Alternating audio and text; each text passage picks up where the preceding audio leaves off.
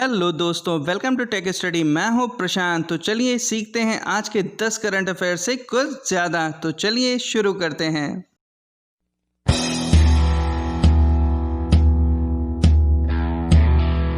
तो आज का हमारा पहला क्वेश्चन है कि फाइनो पेमेंट बैंक ने एक योजना शुरू करी है जिसे बोल रहे हैं भविष्य सेविंग।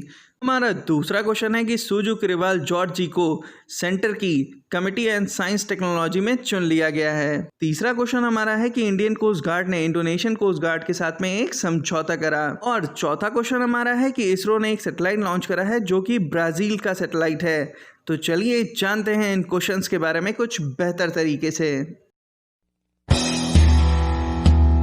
देखिए, फाइनो पेमेंट बैंक का जो हेडक्वार्टर है वो मुंबई में है और इसके जो सीईओ हैं वो हैं ऋषि गुप्ता। ये बैंक भी एकदम पेटीएम की तरीके का बैंक है जिसकी सर्विसेज का फायदा आप ऑनलाइन ले सकते हैं। फिर हमारा दूसरा क्वेश्चन था सीजू कुरुविला जॉर्ज के बारे में। ये कालीकट से बिलोंग करते हैं और प्रेजेंट टाइम में ये कोची शहर में रहते हैं। इन्होंने अपनी इंजीनियरिंग 2005 में त्रिवेंद्रम इंजीनियरिंग कॉलेज से पूरी करी। इनके द्वारा एक इनिशिएटिव चलाया गया स्टार्टअप विलेज जो पूरे भारत में फेमस है।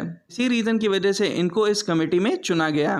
देखिए, 2013 की साइंस एंड टेक्नोलॉजी पॉलिसी को अपडेट करने के लिए सेंटर ने 8 मेंबर्स की एक कमेटी बनाई जो कि 2020 की साइंस एंड टेक पॉलिसी को इनिशिएट करेगी। तो खास तौर से स्पेस, हेल्थ और एटॉमिक फिजिक्स के सेक्टर्स को देखेगी। अब आते हैं अपने नेक्स्ट क्वेश्चन में कि इंडियन कोस्ट गार्ड ने जहां समझौता करा है जिस देश के साथ में, वो पड़ता कहां पे है। तो ये है अपना प्यारा सा घर और इस प्यारे से घर से आप जब ईस्ट साउथ की डायरेक्शन में आएंगे तो यहाँ पे पड़ता है इंडोनेशिया। दोनों देशों के कोस्ट गार्ड के बीच में समझौता इसलिए करा गया है ताकि इस रीजन में समुद्री सुरक्षा को बढ़ाया जा सके। साथ ही साथ में इंडोनेशिया के फ्लैग को भी याद रखिएगा, रेड एंड व्हाइट।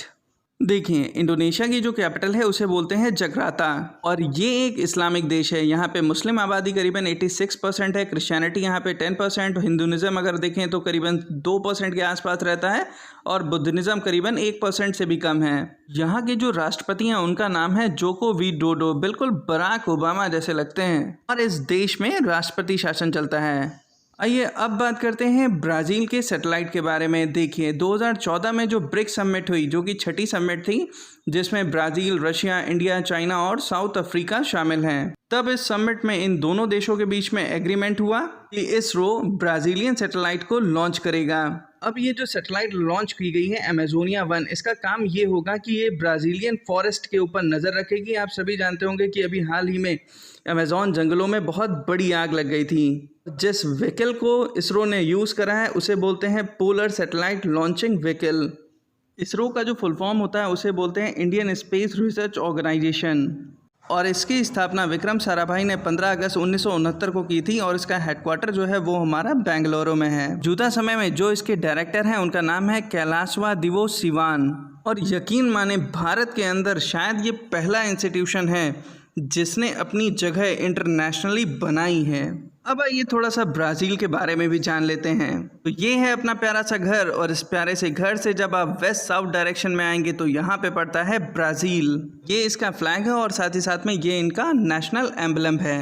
ब्राज़ील के जो राष्ट्रपति हैं इनका नाम है जेयर बोल्सोनारो और इनके बारे में आपको मैं एक बात बताता हूँ। जैसे ट्रंप ने कोरोना वायरस को बहुत ही हल्के में लिया वैसे ही इन्होंने भी बहुत हल्के में लिया। ब्राज़ील दुनिया का दूसरा देश है जहां सबसे ज़्यादा मौतें हुई हैं, करीबन 70,000 के आसपास। पर डे यहाँ पे जो केसेस आ रहे हैं करीबन 40 से 48,000। और भारत के लिए जो अनुमान लगाया गया है MIT यूनिवर्सिटी के द्वारा वो ये लगाया गया कि फरवरी 2021 तक के भारत में करीबन 2,87,000 केस पर डे आने लगेंगे। ब्राज़ील की जो कैपिटल है उसे बोलते हैं ब्राज़ीलिया और यहाँ पे जो भाषा बोली जाती है उसे बोलते हैं पुर्तगीज़ और यहाँ की जो पार्लियामेंट है उसे बोलते हैं नेशनल कांग्रेस। फिर हमारा नेक्स्ट क्वेश्चन है कि यूनिफिल अवार्ड को इंडियन बटालियन ने जीत लिया। फिर हमारा नेक्स्ट क्वेश्चन है कि महाराष्ट्र की गवर्नमेंट ने SBI के साथ में एक समझौता करा ताकि स्लम बस्तियों को फिर से रीजनरेट किया जा सके। फिर हमारा नेक्स्ट क्वेश्चन है कि फ्लिपकार्ट ने कर्नाटका की गवर्नमेंट के साथ में एक समझौता किया है जिससे वहाँ की जो लोकल आर्ट है, क्राफ्ट है, हैंडलूम है उसको प्रमोट किया जा सके। तो चलिए जानते हैं इन क्वेश्चंस के बारे में बेहतर तरीके से। देखिए, यूनाइटेड नेशन की जो पीस कीपिंग फोर्स है उसमें दुनिया भर के सोल्जर्स पार्टिसिपेट करते हैं, जिसमें इंडिया के भी सोल्जर्स पार्टिसिपेट करते हैं। अब दुनिया भर में लड़ाइयाँ तो दिन भर चलती नहीं रहती हैं, तो इन फोर्सेस को अलग अलग तरह के कामों में लगाया जाता है। उसी में एक है यूनिफिल, जिसका फुल फॉर्म होता है United nation interim force in Lebanon. इसमें जो हमारी इंडियन बटालियन थी उसको ये अवार्ड दिया गया है, जिन्होंने अवेयरनेस फैलाई कि प्लास्टिक का यूज़ जितना हो सके आप कम करिए, वेस्ट वाटर कम करिए, इस तरह के जो इको फ्रेंडली कार्यक्रम होते हैं। आते हैं एसबीआई के बारे में। इसके बारे में तो आप सब जानते ही होंगे। इसका पहले नाम बैंक ऑफ कलकत्ता था, देन बैंक ऑफ बॉम्बे पड़ा, बैंक ऑफ मद्रास पड़ा, फिर इंपीरियल बैंक ऑफ इंडिया रखा गया, फिर 1955 में जाके finally state bank of India कहा गया। इसका जो हेडक्वार्टर है वो मुंबई महाराष्ट्र में है। इसके जो एमडी हैं वो हैं चल्ला श्रीनिवासलू शेट्टी। चलिए फ्लिपकार्ट के बारे में भी जान लेते हैं। फ्लिपकार्ट को जो फाउंड करा गया था 2007 में। इसके जो फाउंडर थे वो थे सचिन बंसल और बेनी बंसल। ये बेंगलुरु बेस्ड कंपनी है और इसके जो प्रेजेंट टाइम के सीईओ हैं वो हैं कल्याण कृष्णमूर्ति।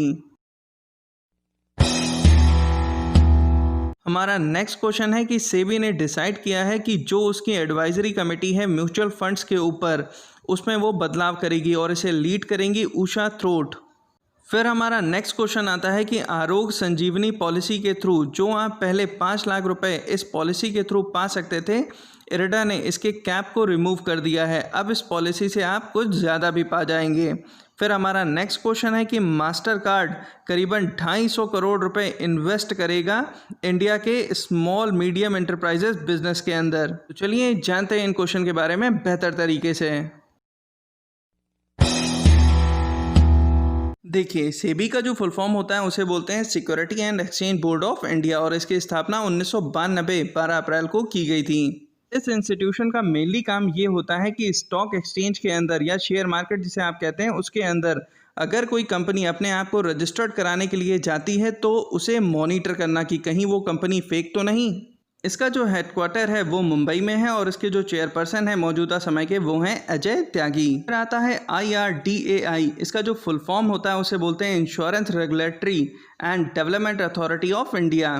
इस इंस्टीट्यूशन का मेनली काम ये होता है कि इंश्योरेंस सेक्टर के अंदर जितनी भी कंपनियां रजिस्टर्ड हैं उनके ऊपर निगरानी रखना और साथ ही साथ में उन पॉलिसी के ऊपर निगरानी रखना जो इंश्योरेंस कंपनियां अपने कस्टमर्स को प्रोवाइड करती हैं। इसका जो हेडक्वार्टर है वो हैदराबाद में है और इसकी स्थापना 1999 में की गई थी। प्रेजेंट टाइम के जो इसके चेयरपर्सन हैं उनका नाम है सुभाष चंद्रा खुंतिया। अब बात करते हैं मास्टर कार्ड के बारे में। ये एक अमेरिका की मल्टीनेशनल कंपनी है जिसके जो सीईओ हैं वो हैं अजय पाल सिंह बंगा और मास्टर कार्ड को आप दुनिया के किसी भी देश में इस्तेमाल कर सकते हैं। इसका जो हेडक्वार्टर है वो परचेज हैरिसन न्यूयॉर्क और इसकी जो स्थापना हुई थी वो 16 दिसंबर 1966 को। मैं आशा करता हूँ आप सभी लोगों को ये वीडियो पसंद आई होगी। Have a good day and God bless you.